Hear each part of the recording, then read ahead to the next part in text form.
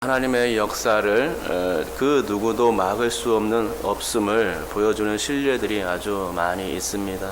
그 중에 하나가 출애굽기에 나타납니다. 출애굽에서 오랫동안 이주에 살던 이스라엘 자손들은 생육하고 불어났으며 번성하여 강하여 온 땅에 가득하게 되었습니다. 그런데 그것이 화근이었죠. 이스라엘 자손의 수가 애굽 족속들보다 많고 강한 상태가 되었기 때문에 그 문제가 되었던 것입니다. 애굽에는 요셉을 알지 못하는 새 왕이 등극했던 것입니다. 새 왕은 이스라엘에 대하여 위기의식을 느꼈습니다. 전쟁이라도 일어나면은 이스라엘이 자기네와 싸워서 이 땅에서 나갈 것이다 라고 생각했던 것이죠. 그래서 두려움을 느꼈고 또 그래서 꾀를 내었습니다. 새 왕은 국고성 비동과 라암셋을 짓기로 결정했던 것입니다. 그리고 이스라엘 사람들을 고역의 무거운 짐에 동원하기로 작정한 것입니다.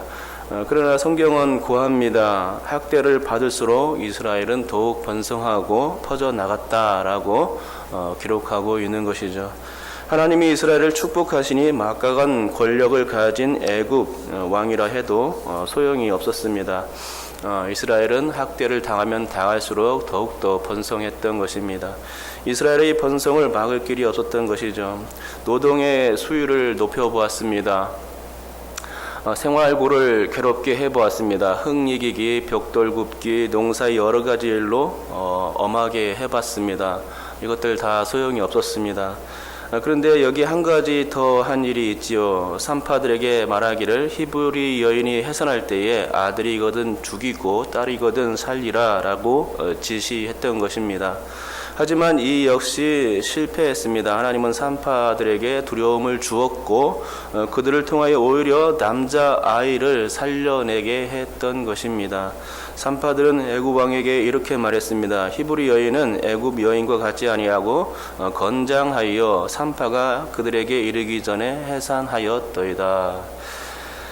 성경은 또 이렇게 또 말합니다. 하나님이 그 산파들에게 은혜를 베푸시니 그 백성은 번성하고 매우 강해지니라 라고 말씀하고 있는 것입니다.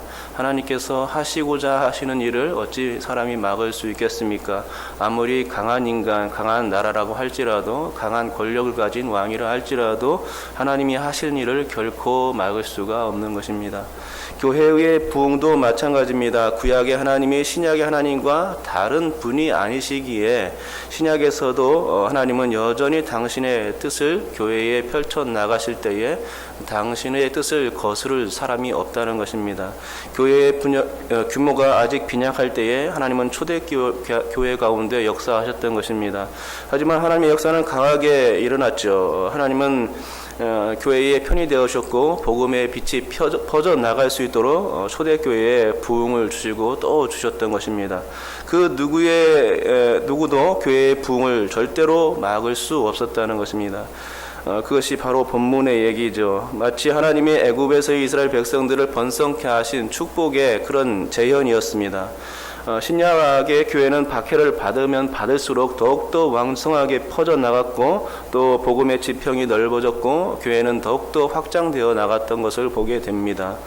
예루살렘에서 핍박이 일어나자 사마리아로 안디옥으로 로마의 각지로 복음은 삽시간에 퍼져나갔던 것을 여러분은 아실 것입니다. 그리고 유럽으로 퍼지고 아프리카로 퍼지고 그리고 로마가 굴복했습니다.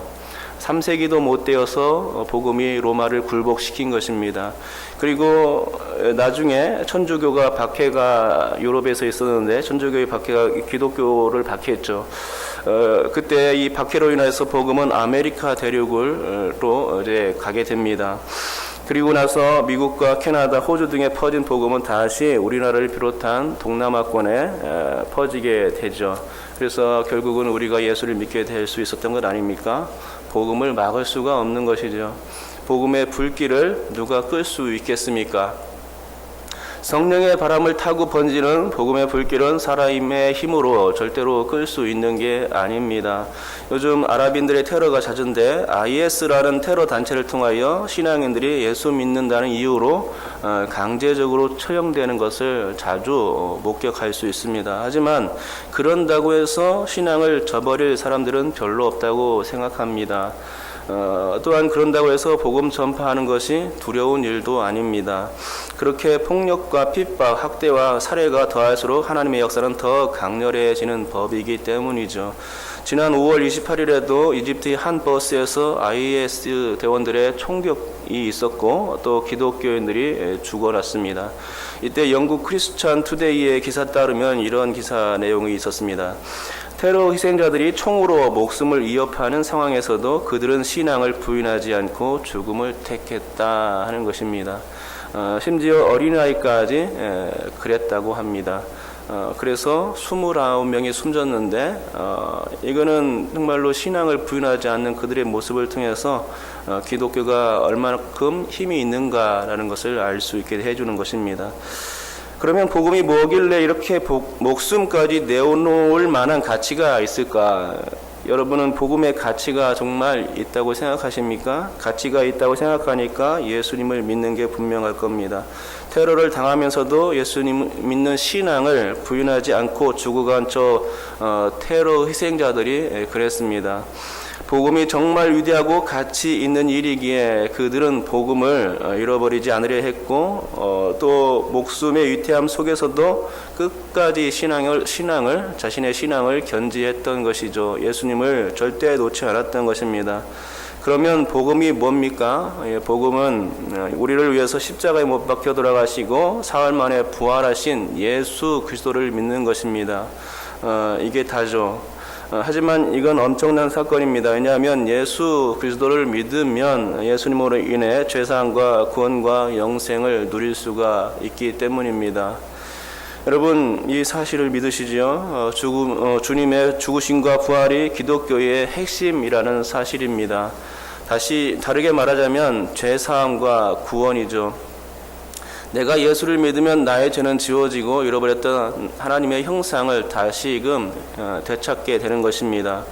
한마디로 그 의로운 존재가 되고 나는 하나님의 나라의 시민이 되고 나는 하나님의 양자가 되는 것입니다. 나는 하나님 나라의 영원한 상속인이 되고 또 하나님 나라가 나의 기업이 되는 것입니다. 선하신 하나님, 나를 사랑하시는 하나님을 매일같이 가까이서 배울 수 있는 상황이 되고 그분을 찬양할 수 있고 기쁨과 희락의 삶이 끊이질 않으며 모든 슬픔과 고난은 이제 옛날 일이 되어버릴 것입니다. 여러분 우리가 복음을 사수하여 받는 축복은 이와 같이 매우 많습니다. 헤아릴 수 없는 하나님의 은혜가 예수님을 믿은 이후에 한량없이 부어지고 또 영원토록 우리에게 부어질 것입니다. 사실 이런 은혜가 있기에 신앙인들이 복음을 부인할 수 없는 이유가 됩니다. 그런데 이슬람 신앙을 갖는 사람들도 이런 신앙이 있습니다. 기독교인들을 그렇게 죽여야만 하는 그런 마땅한 이유가 그들에게 있습니다. 그것은 그들이 정말 악한 종류의 인간들이기 때문에 그런 게 아니죠. 그게 아니라 그들도 신앙 때문에 그렇게 하는 건데요. 그들은 지하들을 수행하면 선을 쌓을 수 있다고 믿기 때문입니다. 그래서 저 하늘나라에 가서 아름다운 아가씨들과 행복하게 살 수 있다 하는 그런 믿음이 있습니다. 그래서 원수와 같이 여기는 우리 기독교인들을 박해하는 것입니다. 물론 잘못된 믿음입니다. 이 잘못된 믿음 때문에 살인과 테러가 일어나는 것이고 그들 스스로 야만인임을 드러내는 것이죠. 역시 같은 맥락에서 본문 1절을 살펴볼 수가 있을 것입니다. 1절에 나오는 제사장들과 성전 맡은 자와 사두개인들은 이 IS 대원들과 같은 그런 사람들이라고 생각할 수 있습니다. 그들은 한 통속이 되었죠. 어떤 한 통속이냐? 기독교를 반대하는 한 통속, 예수 그리스도를 반대하는 한 통속이 되어 있었습니다. 그들은 그런 신앙에서 매우 일치점을 보였던 것입니다. 이들은 부활을 전혀 믿지 않는 사람들입니다. 부활을 믿지 않는 믿음은 완전히 잘못된 믿음인데 그들 사두개인과 제사장들 부류의 사람들이 그렇게 부활을 믿지 않았습니다. 그렇기에 그들은 예수님을 메시아로 인정할 수도 없었고 예수가 부활했다고도 전혀 인정할 수 없었습니다. 잘못된 신앙입니다. 잘못된 신앙을 가질 때에 잘못된 혈기가 나오는 법입니다. 잘못된 혈기가 나오기 때문에 박해하지 말아야 될 기독교인들, 신앙인들을 박해하는 것입니다. 예수를 핍박하는 일이 이 잘못된 신앙에서부터 나오고 잘못된 혈기로 이어지는 것입니다. IS같이 혹은 회심전의 사도 바울과 같이 그렇게 하는 것입니다. 오늘 본문에서도 여지없이 그들의 혈기는 드러나고 있지요. 자기네들이 부활을 믿지 않고 있으니 부활 소식을 전파하는 예수님의 제자들을 두고 볼 수 없었던 것입니다. 지금 사두개인들은 철저한 복음의 방해꾼이 되어 있는 것입니다. 2절에서 분명히 말합니다. 예수 안에 죽은 자의 부활이 있다고 백성을 가르치고 전함을 싫어하여. 부활을 믿지 않기에 복음 전하는 것을 굉장히 못마땅히 여겼습니다. 이것은 분명히 사단의 역사가 아닐 수가 없습니다. 기독교인들을 박해하고 살해하는 일을 하는 것은 분명히 사단의 일이었습니다. 대제사장인데 하나님을 섬기는 그들이 또 바리새파 레위인 제사장 집안들 사람들인데 이들이 다 하나님을 섬긴다고 하면서 성전을 맡은 사람들이면서도 하나님을 대적하는 일, 그런 일들을 서슴지 않게 했던 것입니다. 기독교인들을 핍박하고 살해하는 일을 그들이 저지른 것입니다. 분명히 그것은 사단의 일이었죠. IS-1 또한 사단의 일이고 사도 바울의 회심전에 있었던 기독교인들을 박해했던 그 사건도 분명히 사단의 일입니다. 베드로가 예수님의 고난행을 막은 것도 사단의 일이었고 가룟 유다가 예수님을 판 사건도 사단의 일이었습니다. 그런데 지금도 저 북한이 그런 일을 자행하고 있습니다. 전 세계에 기독교 박해국이 여럿 있죠. 중국과 미얀마, 이란 등 16개국에 달하는데요. 그 중에 단연 으뜸은 북한이라고 할 수 있습니다. 북한은 미국의 국제종교자유위원회가 북한을 종교 자유와 관련하여서 특별 우려국으로 선포했는데 그것이 2001년에 분류되었습니다. 그 뒤로 올해까지 17년째 가장 박해가 많은 나라로서 선정되고 있는 것입니다. 1등 자리를 놓치지 않고 있는 것이죠. 체포와 고문, 투옥, 처형 등을 통하여 끊임없이 기독교를 압박하는 나라가 바로 북한입니다. 이건 사단이 하는 일이 아니면 무엇이겠습니까? 그러나 그곳에서는 분명히 성령께서 지금도 역사하시고 계시고 북한 지하교회 성도들을 여전히 붙잡고 계신다는 사실이죠. 사단이 아무리 권력을 통하여서 힘을 통하여서 믿는 사람들을 핍박하고 힘들게 한다 할지라도 복음은 멈춰질 수가 없는 것입니다. 하나님의 뜻은 이 땅에 계속 심어질 것입니다. 그러기에 수많은 방법으로 아주 처참하게 죽어가는 저 북한 지하교회 성도들을 보면서 우리는 깨닫게 됩니다. 무엇을 깨닫습니까? 성령의 바람, 성령의 부흥을 북한 땅에서 멈출 수 없겠구나 하는 것입니다. 분명 눈으로는 보이지 않지만 그게 제 눈에는 선연히 보입니다. 제가 생각하기엔 만약 통일이 된다면 북한 지하교회 성도들이 전한 복음 전파 때문에 통일이 될 줄 믿습니다. 기독교를 박해했던 저 로마가 결국엔 3세기 만에 무너졌지 않습니까? 기독교 국가가 된 것입니다. 복음의 점령이 북한 땅을 기독교의 세계로, 예수의 세계로 물들일 것입니다. 그리고 그 날은 얼마 남지 않았다고 생각합니다. 여러분, 출동한 성전 수비대들이 베드로와 요한을 붙잡아갔습니다. 붙잡아두면 더 이상 기독교라는 신흥 종교가 힘을 발할 수 없을 것이다, 이렇게 생각한 것이죠. 하지만 그 두 사람이 옥에 갇혀 있을 때 하나님은 역사하셨습니다. 저녁이 되면 신문할 수 없는 법칙에 따라서 날 셀 동안 그 옥에 가두었는데요. 밤새도록 하나님은 이때 역사하신 것이죠. 밤새도록 하나님께서 홍해 바닷물을 불어내어서 가르신 그 역사처럼 밤새도록 교회에 부흥을 일으켜 주셨습니다.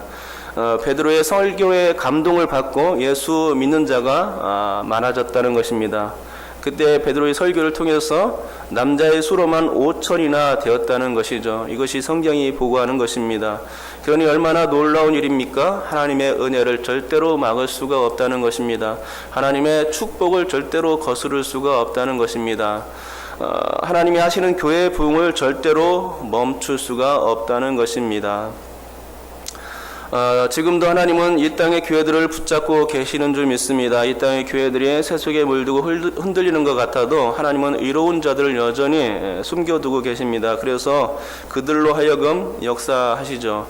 신월중부교회도 마찬가지입니다. 우리 교회는 여기 새벽 기도에 나오신 알곡분들을 통하여서 교회가 든든하게 세워지는 줄 믿습니다.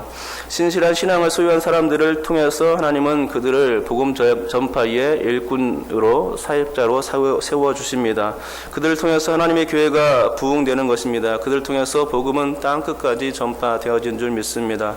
그러므로 교회의 부흥을 꿈꾸시는 하나님, 그 하나님께 전적으로 붙들림 받기를 소원합니다. 그리하면 여러분을 통해서 우리 교회는 물론이고 주님의 복음이 우리의 가는 곳마다 편만하게 되는 줄 믿습니다. 그런 은혜가 우리의 그런 신앙 전파, 복음 전파를 통해서 예수 그들 전파를 통해서 이루어질 수 있기를 주님의 이름으로 축복합니다. 기도하겠습니다.